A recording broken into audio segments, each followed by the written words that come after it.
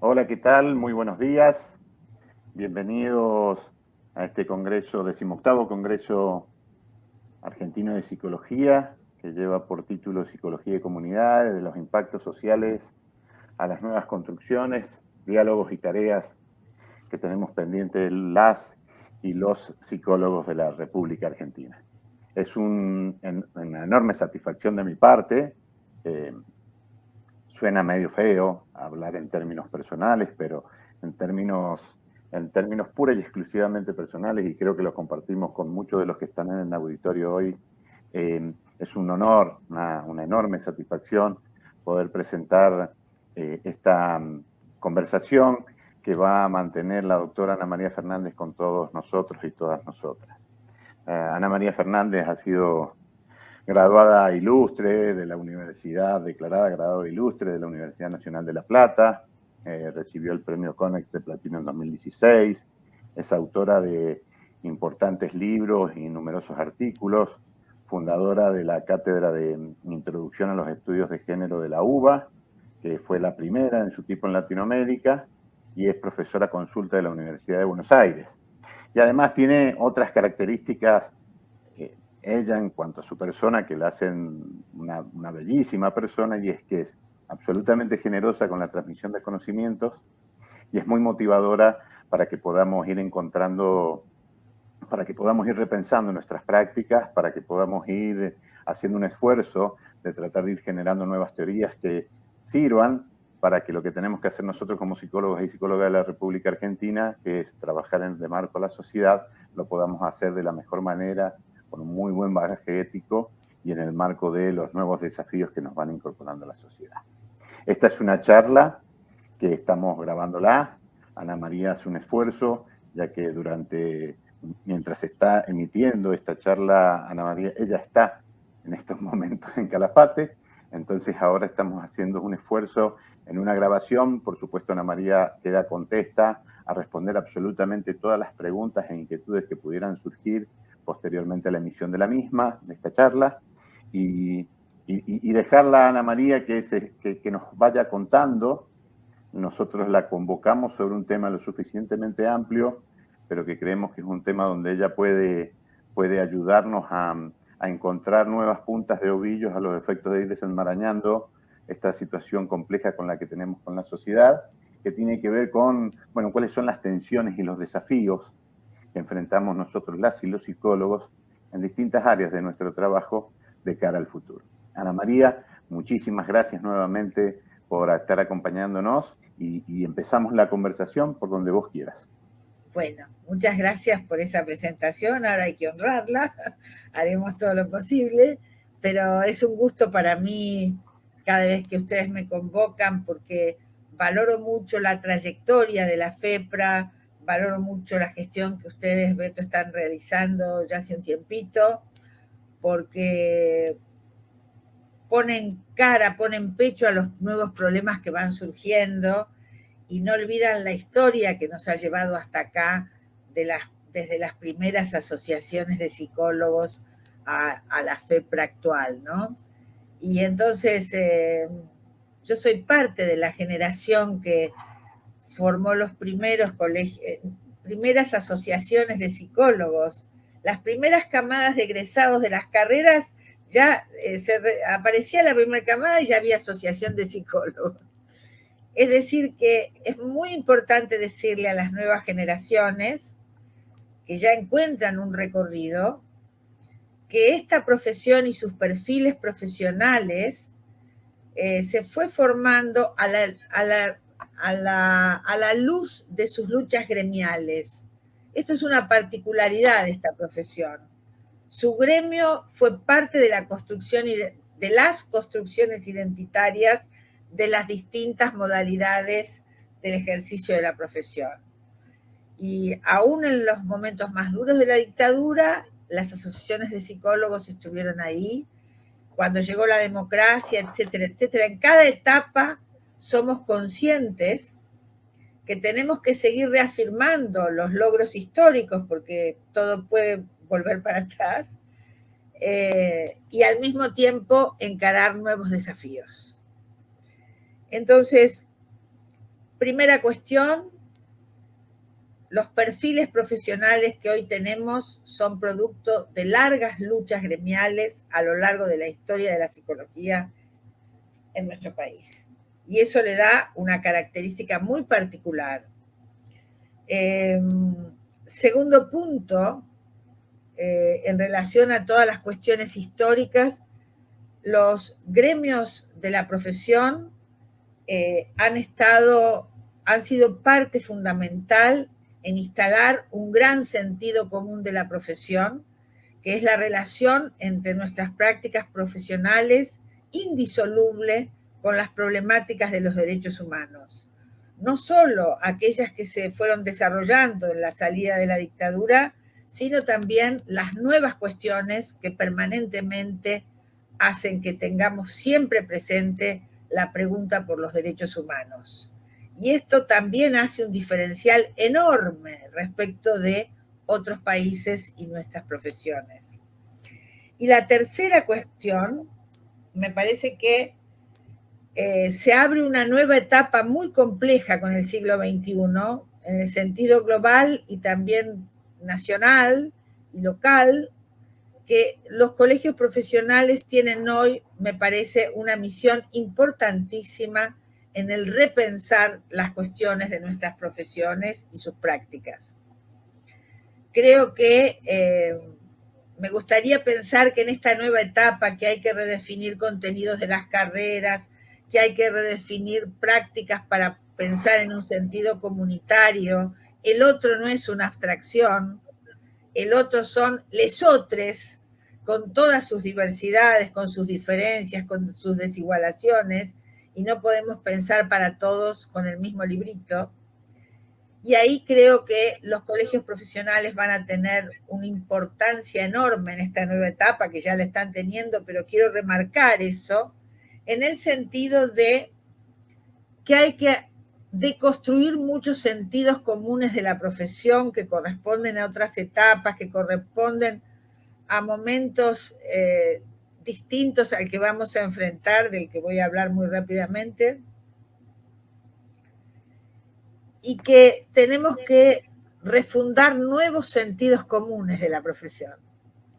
Y esto me parece que es importante porque va acompasado de cómo reformular nuevos sentidos comunes en el orden político, en el orden social, en el orden local y también geopolítico, porque tenemos una situación que se pone cada vez más difícil en relación a las prácticas sociales, pero también a la construcción de los modos de subjetivación que produce este capitalismo actual, global, neoliberal, patriarcal, racista, en fin, podríamos dar una larga lista de características nada agradables que han ido armando un consolidado sentido común del individualismo extremo, de un sometimiento a modalidades uniformes de vivir, las únicas válidas, que ha ido poniéndonos cada vez menos intensos, menos deseantes, menos potentes, y que eso es una biopolítica organizada no hay 4 maquiavélicos malos que quieren ver cómo nos embroman, pero son estrategias biopolíticas que Foucault llamaba estrategias sin estratega. Pero parece que hubiera 4 malos en algún lugar. Lo hacen muy bien, son muy eficientes. Y nosotros resistimos a eso. Quienes queremos resistir a todo eso, deberemos buscar nuevos modos de agrupamiento y nuevos modos de invención e inteligencia colectiva para disputar el sentido común de nuestras prácticas, porque una psicología que no es revisada en el siglo XXI, un psicoanálisis que no es revisado en el siglo XXI, consolidaría esta idea de un individuo al que se lo piensa en sí y no en relación. Y ahí tenemos que volver a los clásicos, aunque yo escribo bastante en el análisis crítico de nuestros autores clásicos, también me gusta rescatar conceptos importantísimos. que hacen a cómo lo colectivo y las prácticas en lo colectivo, más allá de los dispositivos del uno por uno, son fundamentales en este momento que hay que rescatar esa dimensión que es mucho más que uno. Y entonces preguntémonos dos preguntas muy clásicas, vamos a hacer, porque a veces no está en la sofisticación las mayores verdades, sino en las obviedades, ¿no? Preguntémonos por qué Freud, para pensar el yo, tuvo que pensar las masas. Psicología de las masas y análisis del yo. Preguntémonos qué habrá querido decir Lacan cuando todavía no hablaba en lacaniano, en un texto de sus primeros textos sobre la psiquiatría inglesa y la guerra, así se llama el texto, que él decía, ahí afirmaba o se preguntaba, ¿qué es lo colectivo sino el subjectum, lo que subyace, el subjectum, sujeto, de lo individual? Fíjense que todavía hablaba en términos no lacanianos, así que, pero es un texto muy próximo a la finalización de la guerra, que va a Inglaterra y ve cómo trabajan con grupos los psiquiatras ingleses con los soldados y heridos de guerra, y queda muy impactado por estas prácticas colectivas, que en Francia no estaban, ¿no? Y entonces con esas preguntas de los maestros resonando, me parece que tenemos que abrir nuestras propias preguntas actuales, porque creo que vienen tiempos donde habrá que pensar la ampliación, la reformulación de los perfiles profesionales. Hablamos de prácticas comunitarias, pero ¿sabemos algo de prácticas comunitarias? ¿O tenemos que repensar todo lo que aprendemos?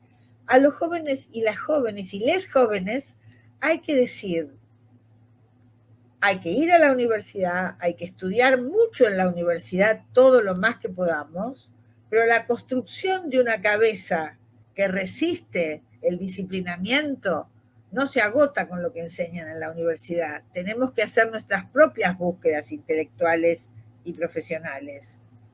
Y esto es la aventura de la construcción del conocimiento, que es algo, para mis gustos, maravilloso. Pero no todo el mundo está obligado a que le guste eso.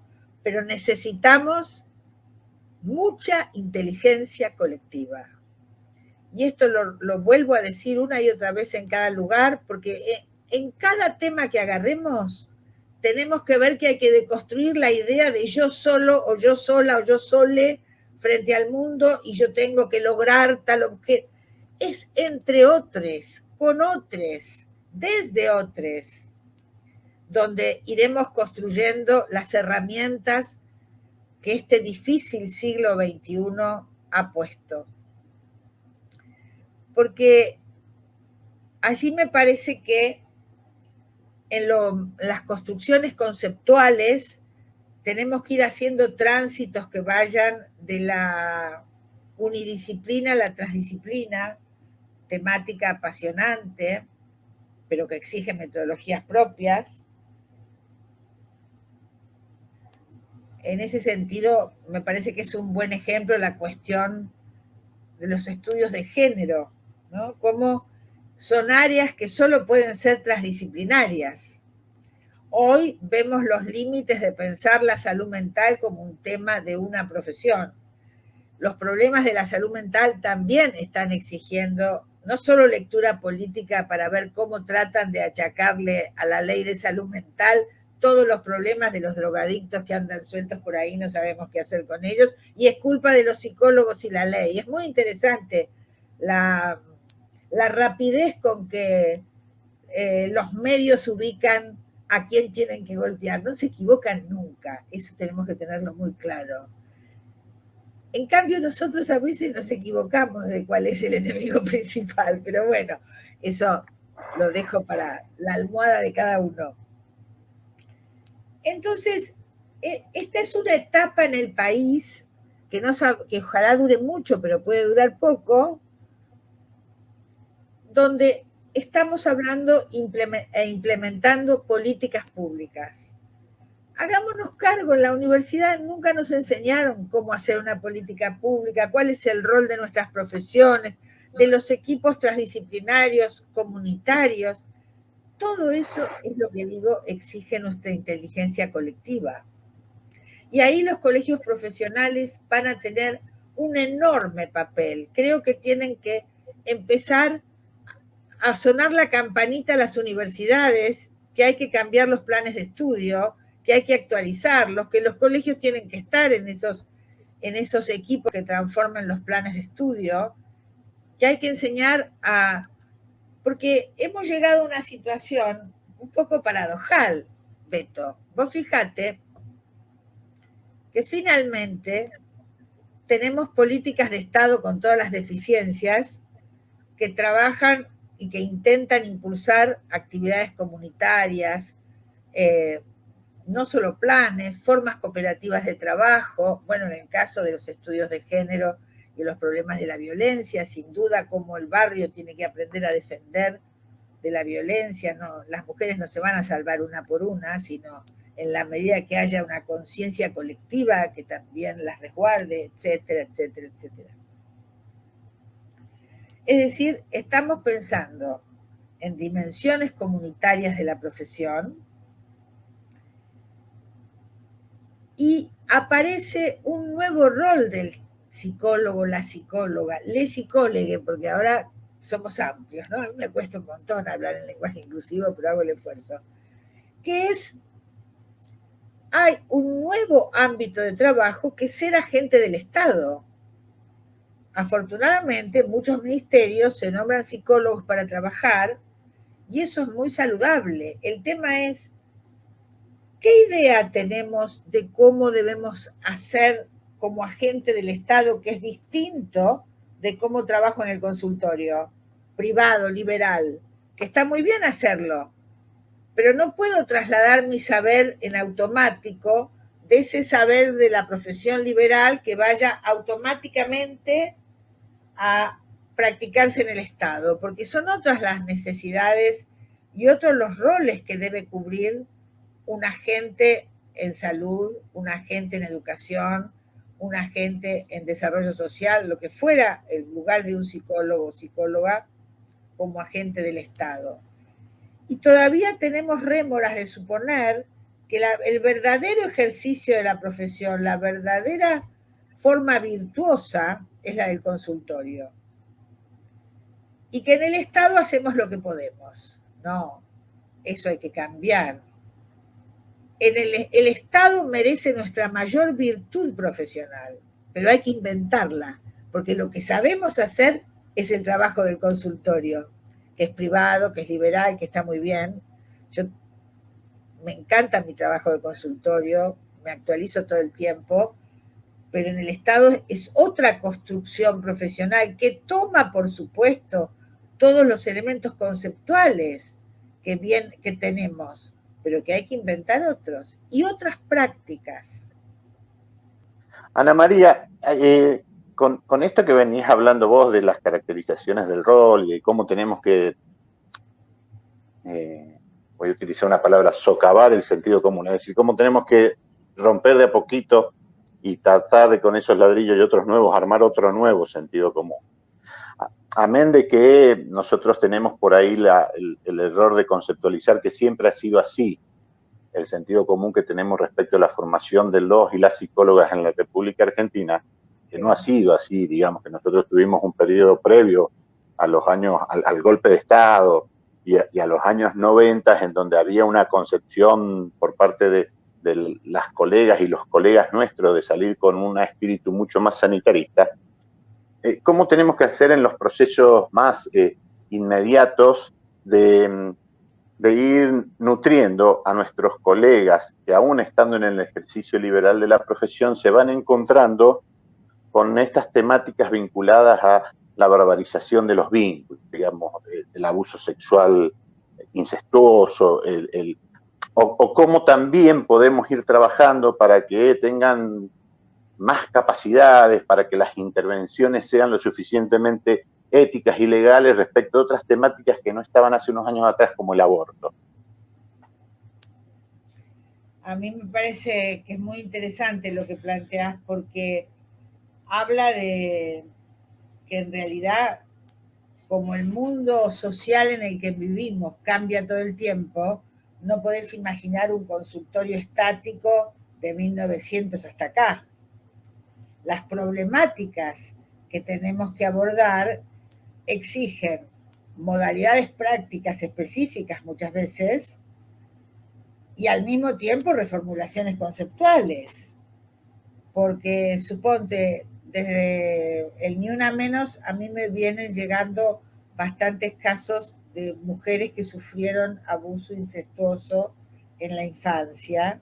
Muchas veces vienen diagnosticadas con cuadros psicóticos gravísimos o filopsicóticos, medicadas hasta la coronilla, y toda la familia convencida que esa chica está medio loca, que no saben por qué, pero siempre fue medio loca. Y ella también cree que está medio loca, que se le cruzan imágenes que no sabe de dónde le vienen, o sensaciones físicas que no puede ubicar qué se las genera, etcétera, ¿no? Y es muy interesante cómo ahí tenés que ir inventando un nuevo modo de intervención, porque en algunos momentos tenés que preguntar para que ella pueda ir buscando, pero en otros momentos sos un tercero de apelación, como diría Ulloa. Hay un momento en que tenés que decir, no es tu imaginación loca, eso es muy probable que haya ocurrido.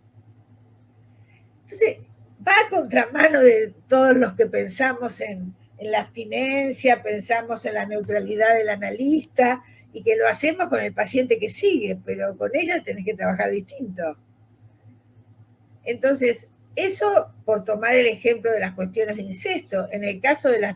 Perdón que los ejemplos son de problemáticas más de mujeres, pero es mi mayor experiencia en la reformulación. Pero a su vez en esa también tenés que reformular las teorías psicoanalíticas que han vacilado y dudado todo el tiempo del abuso efectivamente acontecido, por aquella cuestión de la teoría de la seducción que fue magnífico, que Freud pensara que había un lugar donde acontecían los hechos que era la realidad psíquica, inventó el psicoanálisis con ese descubrimiento, invención diría yo, muy válido para la neurosis, pero resulta que tiró el niño con las aguas del baño, como dice el refrán español, y entonces los abusos realmente acontecidos pasaron a ser fantasías de la tentación edípica de la niña. ¿Qué quiere decir? ¿Que se equivocó? No exactamente, porque pudo entender la fantasmática neurótica de abusos más fantaseados que acontecidos. Igual para que la niña fantasee todo eso, hay una mirada un poco de más de ese padre, pero eso dejémoslo por ahora.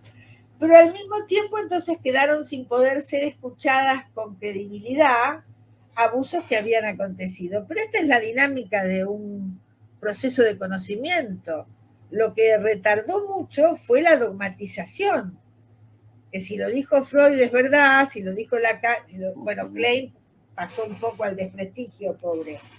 Sería porque era mujer, no sé, pero... eso es una chica. Pero digo, sí, un poco, ¿no?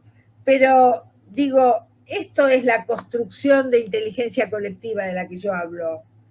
No va a haber una persona que pueda repensar todo esto, o 10. Es un proceso que tendremos que hacer, y en ese sentido es que te digo, para mí ahí los colegios de psicólogos como agrupamientos profesionales tienen un valor y una oportunidad inmensa de seguir en esa trayectoria virtuosa de la que hablábamos al principio. Pero es reformulación conceptual, reformulación en la práctica clínica, ampliación de los ámbitos, y a veces aprendemos de lo que hace la gente en el Estado para nuestro consultorio. Ahora, en esto No, Dale, sí, dale, sí. dale, dale, María. Dale, No, dale, no, dale vos, vos, vos, dale vos, vos, dale vos. vos. No, no, ahora me enojé. Dale, dale vos.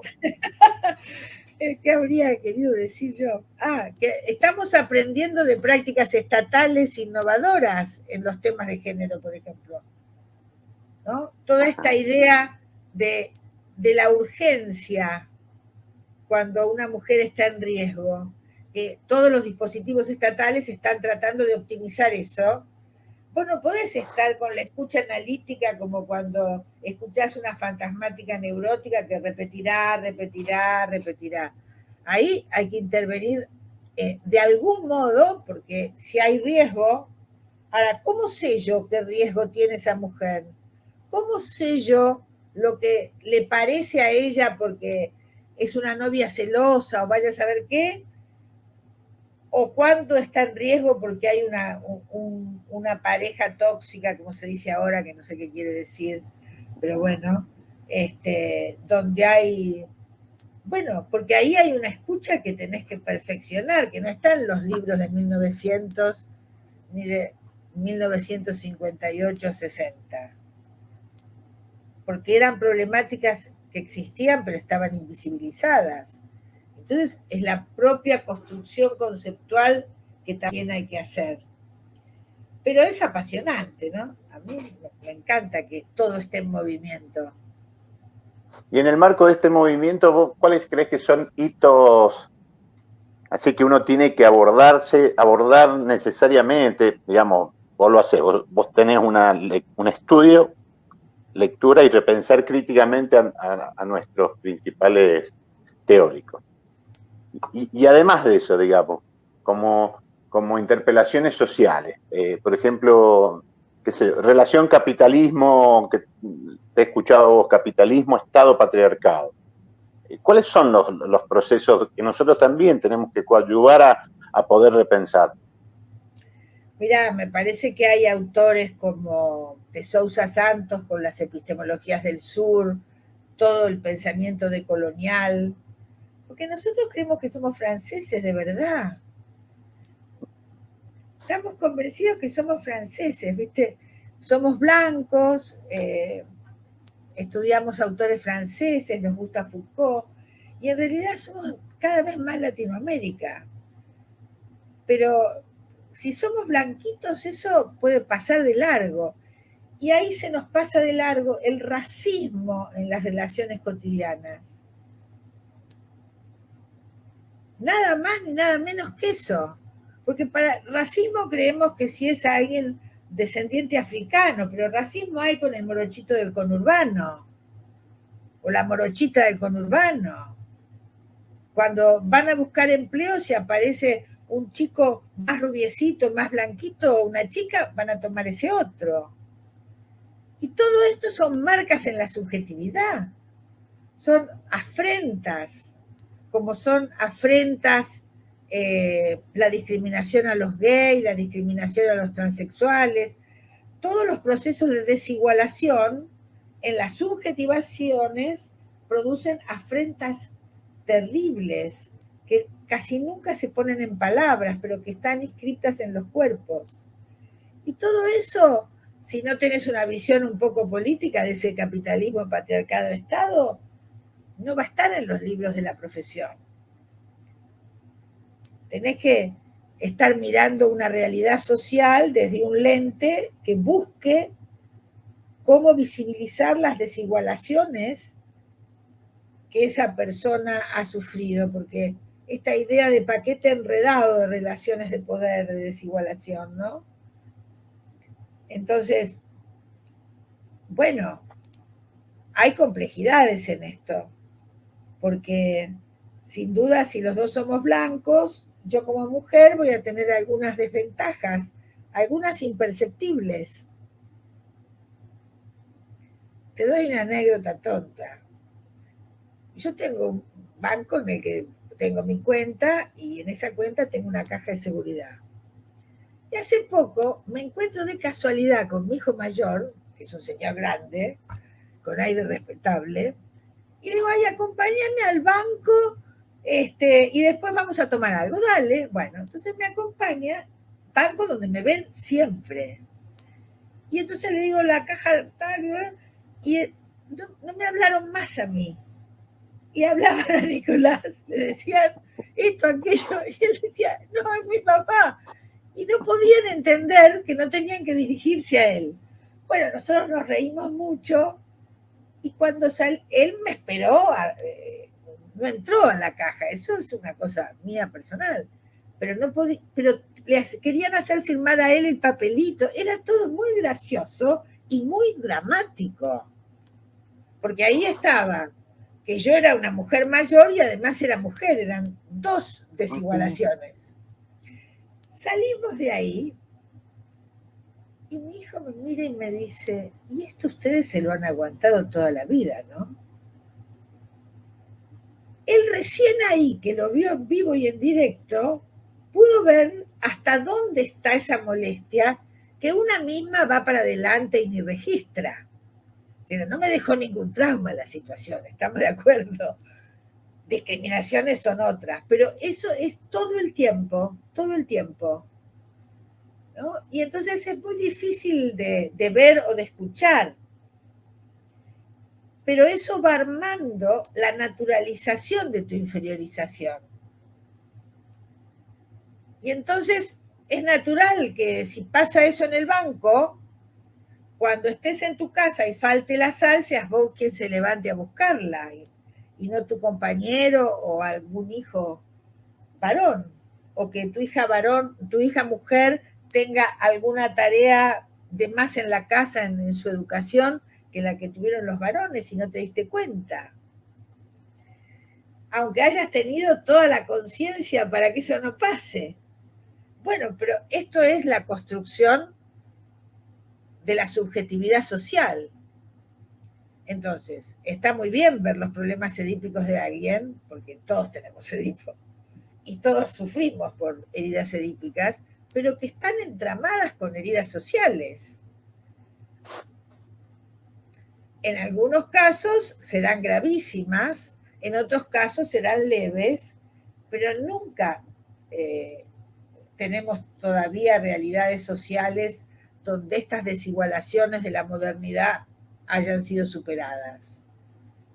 Vas a tener mujeres presidentas, bueno, ya tuviste un afrodescendiente en Estados Unidos como presidente, la situación de los afrodescendientes no cambió, los matan a pasto. Bueno, ahí tenés además que una mujer afrodescendiente tiene la cuestión de género y la cuestión étnica y la de clase. Son distintas desigualaciones, todas entramadas en ese paquete enredado. Y yo tengo que tener en la escucha ese alerta. Si no, es un análisis casi abstracto, un análisis en general, con la idea de que todos son parecidos. Termina siendo una psicologización, un análisis pura y exclusivamente psicologizante de situaciones absolutamente cotidianas. Sí. Y eso es el principal problema conceptual, ¿no? Despsicologizar el psicoanálisis. Y bueno, es una tarea también apasionante, ¿no? Pero imprescindible para que el psicoanálisis tenga la potencia para estas nuevas realidades, ¿no? Si no, reproduce la desigualación. Nosotros trabajamos sobre el proceso, nosotros cuando me refiero a nosotros, me refiero a la Federación de Psicólogos y Psicólogas, tiene no solamente banderas, tiene posicionamientos históricos que nos exceden a nosotros. En el marco de esos procesos históricos, digamos, de esos entendimientos y esas intenciones que tiene como cualquier institución de tratar de ir rediscutiendo nuestros accionares, está el proceso también de nosotros cuestionamos mucho la patologización de la vida cotidiana, ¿sí? ¿En dónde crees que vos que viene dado esta situación de psicologizar y de subjetivizar políticamente, y cuando me refiero a esto es que yo soy además de ser un individuo, como les gusta decir algunas corrientes, y somos sujetos que estamos en contexto, que en mayor o menor medida esos contextos nos van definiendo, que la posibilidad de realizarme como ciudadano, como ciudadana, va también modificando procesos del entorno.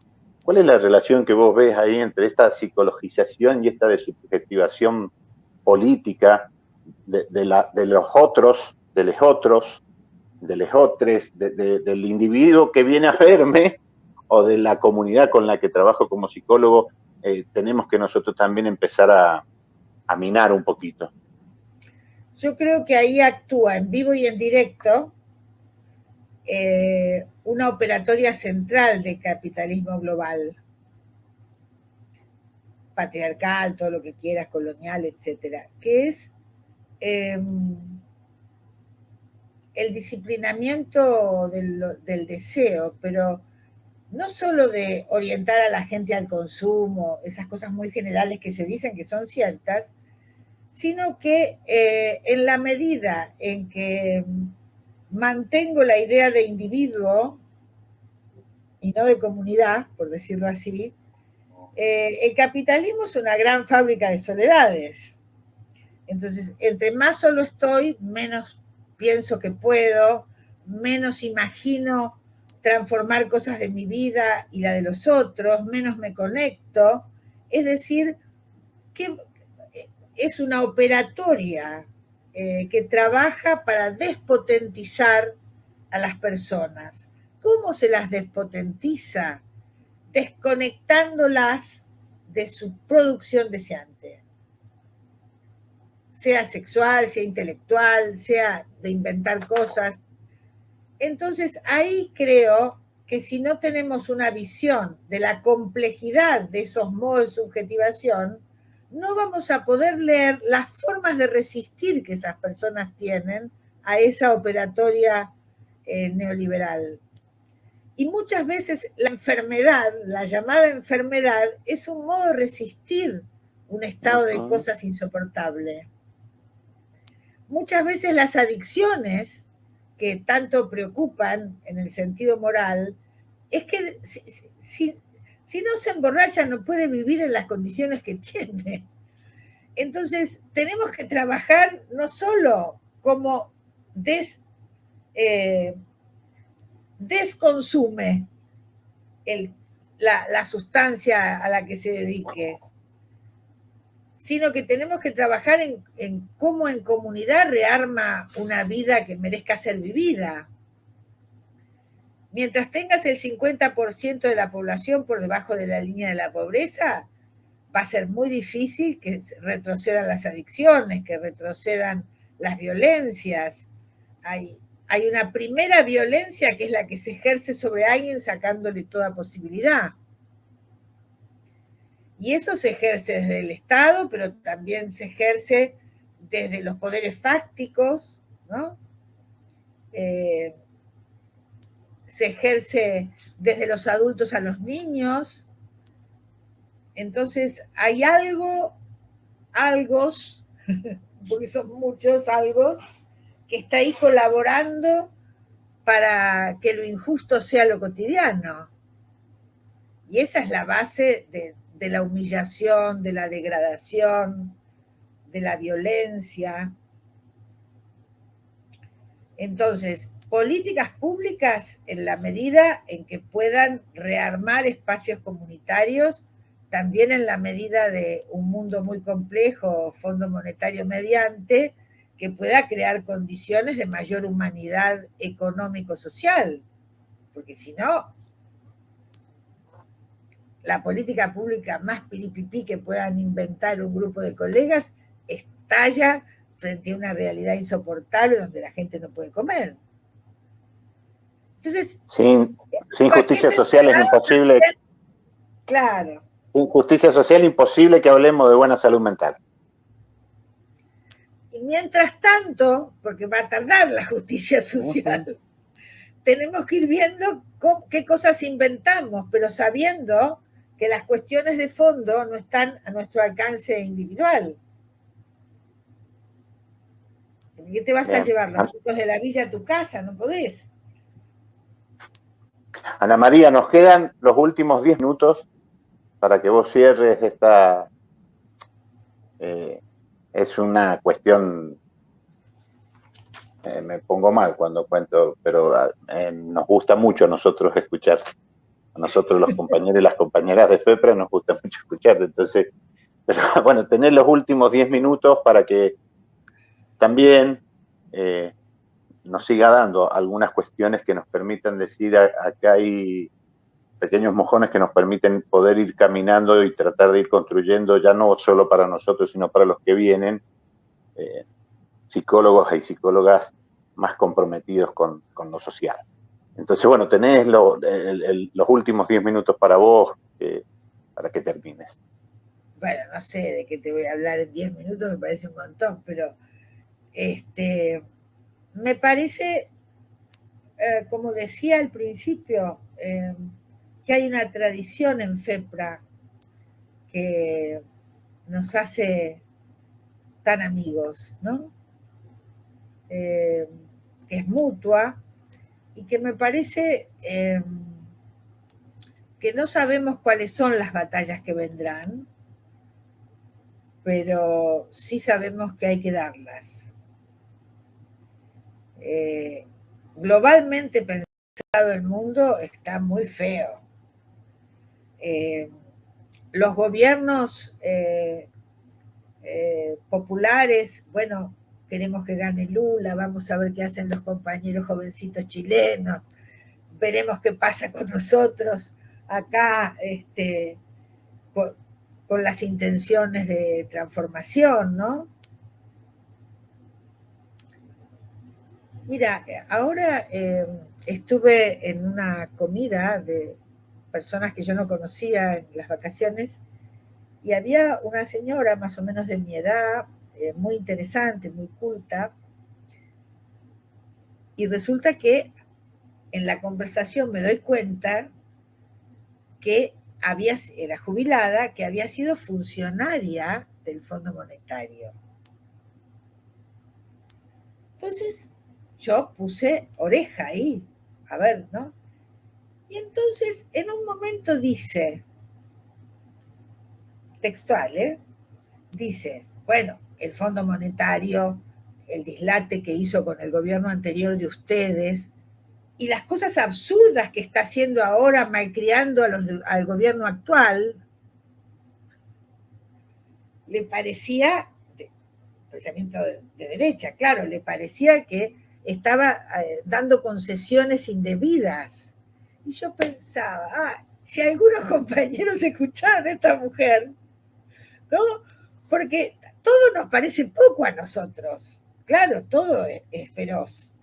Pero mirá la visión de alguien de adentro. Yo aprendí aceleradamente en esa frase, no sabés cuántos casilleros políticos me movieron en la cabeza. ¿Dónde está el eje de esta situación tan compleja, no? Bueno, también es cierto que es importante que haya sectores que sean el reservorio de un recambio el día próximo y entonces que mantengan posiciones de oposición. Pero bueno, todo en su medida y armoniosamente debería ser, ¿no? Manteniendo las unidades imprescindibles. Pero eso, vos no sabes todo lo que entendí en esa frase. Yo dije, claro, esta mujer está pensando con la lógica del fondo. Entonces le parece absurdo e innecesario todos los mimos que le están, yo pensaba mimos, ¿viste? A ella le parecía que nos malcriaban así, que vamos a terminar no pagando y que era culpa de la mano blanda del fondo. Es fantástico poder escuchar en vez de tirarle con un sifón. Bueno, no era una mesa muy elegante, sifón no había, pero es así. Uno en su quintita tal vez no alcanza a ver la complejidad de las cosas que se están moviendo. Y yo creo que en el plano global hay un punto de tanta desigualación, de tanta barbarización, que bueno, que también vendrá un basta, ¿no? No sé si yo lo voy a ver, pero me parece, pero sí tengo expectativa de que a lo mejor con estas nuevas situaciones en América del Sur podamos volver a tener. ¿Te acordás qué maravilla era al principio ese foro social de Porto Alegre, ¿no? Cuántas ilusiones había alrededor de eso. Bueno, es probable que haya otra vuelta, pero para que seamos partícipes de esa vuelta, creo que tenemos que aprender a pensar en términos de una enorme complejidad y no de blanco o negro.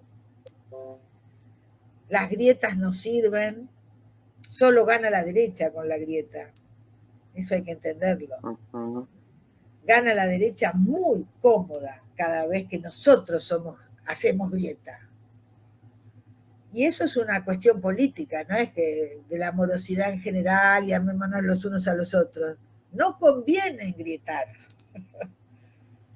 Lo digo en el sentido más utilitario político, ¿no?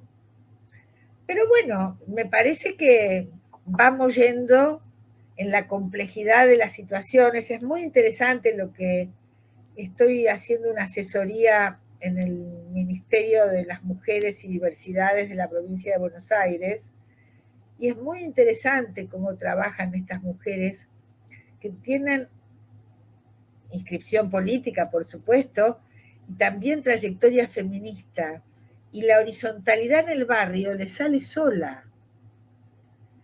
Es muy interesante porque ellas ni se dan cuenta de lo que están inventando, pero están inventando lógicas estatales con participación colectiva. Entonces, vamos a ver, por ahí eso queda perdido entre las múltiples cosas que surgen, pero yo estoy mirando ese detalle con muchísima atención porque creo que ahí podría haber una punta de invención de prácticas comunitarias. Porque esta frase de sin el Estado no se puede, solo con el Estado no alcanza, yo creo firmemente en eso, ¿no? Tampoco creo que pueda transformarse el Estado. Son sectores de gobierno del Estado mínimos que empujan para un Estado no desigualador, no tan desigualador, pero el Estado es desigualador por fundación. Perdón los compañeros peronistas que tienen la teoría del Estado, pero yo no creo en el Estado. Sí creo en las personas que puedan impulsar políticas a contramano de ese Estado desigualador histórico, ¿no? Ana María, mira, no te largo, era el último, pero vos trajiste sobre la experiencia esta que estás haciendo ahora en el Ministerio de Mujeres y Diversidad de Provincia de Buenos Aires. Recuerdo una anécdota que nos contaste una vez que viniste a Mendoza, que tenía que ver con que en el año 2000 parte de la práctica de los movimientos de desocupados, parte central de la práctica militante de los movimientos de desocupados, estaba dada por la mujer que aguantaba la olla popular, la mujer que sostenía la casa mientras estaba. ¿Cómo ves vos, digamos, estas instancias de género en la realización de estos nuevos ejercicios concretos de cambio en las lógicas de poder? Porque lo que estábamos, digamos, en el año 2000, para quienes son muy jovencitos, se había perdido la categoría trabajador. Nació una categoría nueva, la del trabajador desocupado. Claro, después, los piqueteros. claro, vilipendiado en términos de piquetero, pero eran trabajadores desocupados. Bueno, ¿cómo ves vos la interrelación entre el género y esas nuevas instancias de militancia para sostener lo colectivo? Porque es distinto a la militancia que por ahí damos los hombres. Son instancias que sostienen procesos colectivos, que arman comunidad. Mira, las mujeres, a mí no me gusta la palabra sujeto político, me parece que es una palabra de política un poco antigua, pero se escucha todo el tiempo que las mujeres son el nuevo sujeto político. Y algo de eso hay. Suponte, en los asentamientos, en las villas de extrema pobreza que en un momento hubo que aislar con la pandemia, las que se pusieron al hombro de la organización de eso fueron las mujeres. De hecho, murieron varias entrañables sosteniendo los comedores. Desde los comedores, que por supuesto tienen asistencia estatal, pero sin la organización de ellas, sin el trabajo de ellas, no hubiera sido posible.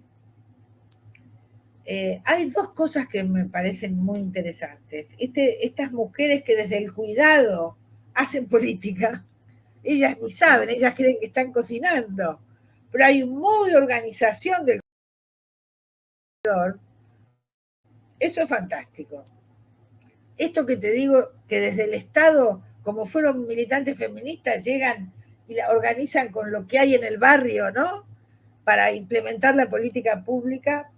Y la otra cosa que no conozco yo personalmente, pero que la sigo a través de las noticias, pero que me parece que hay que prestarle atención como nuevas formas de armar comunidad, son algunos intentos que están habiendo, sobre todo con agricultores, horticultores, que son mujeres en su mayoría, que se les da algún pedazo de tierra y empiezan a producir todas las verduras y arman. Estas mujeres que con sus familias, y tal vez su compañero varón también, les dan algún tipo de alojamiento en un pueblo del interior de la provincia, el Estado que ayuda y sistema cooperativo para la venta de los productos. Entonces, se establece municipio, Estado más amplio, ponele provincial. Las propias mujeres que trabajan la tierra, las hortalizas, generalmente son quinteras, ¿no? Uh-huh. Que son las que sostienen todo el trabajo, los hijos, todo, y en forma cooperativa para poder vender y reproducir y avanzar. Es un trabajo muy esclavo, la quinta, porque una cosa es que vos plantes 2 lechuguitas en el fondo de tu casa y otra que tengas que cosechar eso, que es muy, muy esclavo, no hay domingo, nada, ¿no? Y me parece una interesante idea, ¿no? Gobierno muy local del pueblo, Estado un poco más amplio, forma cooperativa, productores y venta, y están tratando de armar la venta directa del productor agrícola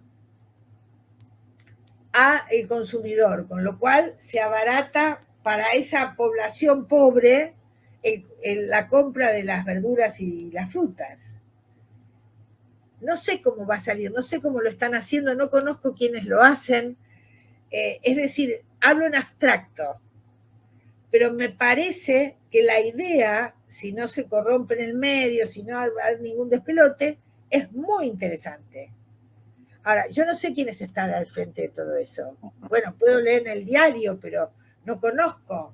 Pero me parece que la idea es virtuosa, ¿no? Porque los movimientos sociales tienen que encontrar un modo de despegarse del asistencialismo. Hay que producir trabajo digno. Y que se organicen en cooperativas también es muy interesante respecto de ser un trabajador en relación de dependencia, con la explotación y esas cosas que sabemos de muchos años, ¿no? Llamado plusvalía.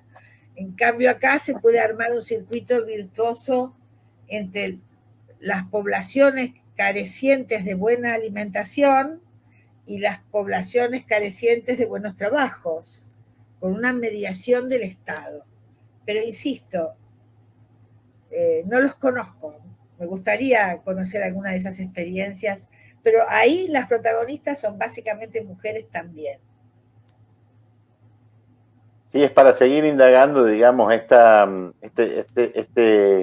cierto, no es un sujeto político, son actoras de la política, que me parece que es también central, digamos, poder llamar a las cosas de otra manera. Sí.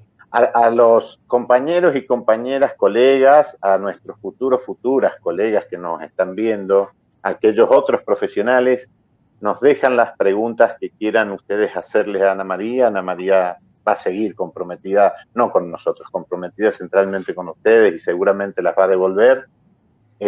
Nosotros vamos a cortar acá diciendo nuevamente que te queremos muchísimo, Ana María, que te agradecemos muy mucho que nos hayas acompañado y invitamos a todos ustedes a que se queden en el programa del Congreso. Ana María, un beso, muchísimas gracias y próximamente nos estaremos viendo. Gracias a ustedes, me encanta cuando me invitan, así que cuando gusten estoy. Muchas gracias, chao, chao. Muchos cariños a los compañeros, chao. Gracias, chao.